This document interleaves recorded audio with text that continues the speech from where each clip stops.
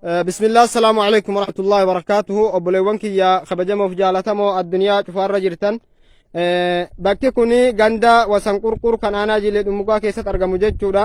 Kan dhiyootana mootummaa naannoo Amaaraa liyyuu haylii isaaniitiin gubate jechu.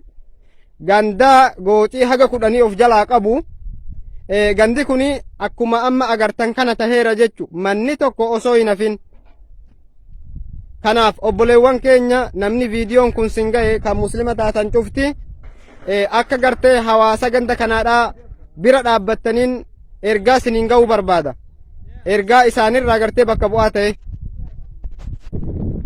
Obboleewwan kun ganda wasanqurqurirraa gooxii masrataa jedhamu yoo ta'u insha Allahu ta'ala akki inni fakkaatu akka gartan kana abbaan mana kanaa dheengadda gartee itti cabee waan qabutti fixatee jaaratee qabate keessaan ta'a jeeti rabbiin kun akkana taasiseera.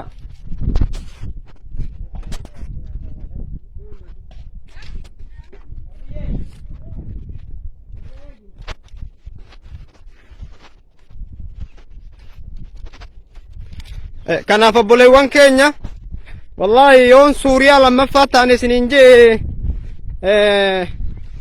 hin guddatu jechi kuni. Kanaaf obboleewwan keenya namni viidiyoon kun isin ga'e ummata hawaasa kanaa kan gartee midhaan jantoo takkaadhaa ganda kana keessaan baafatin ilmoo re'eedhaa lukkuu kan gartee ganda kana keessaan baafatin kan gartee bonni erga ganni dhaabate takkaa roobni samiirraa xiphin je'in kan gaaddisni mukaan jirre kan manni gartee keessa jiraatan tokkichi hin hafiin ummanni kun gaara keessatti ka'aa adda addaa keessatti miidhamaa jira. Ajoolleen qoonqoodhaan dhumaa jirti, dheebuudhaan dhumaa jirti. Namni muslima taatan kan addunyaarra jirtan kan viidiyoo kana agartan obboleewwan keenya kana isaan bira dhaabadhaan siniin jechuu barbaada. Insha Allahu ta'ala gaagandichi gabaabbinaan kana fakkaata. Gooxii 10 kan inni amma isiniif waraabe gooxii tokkicha qofaadha jechuudha.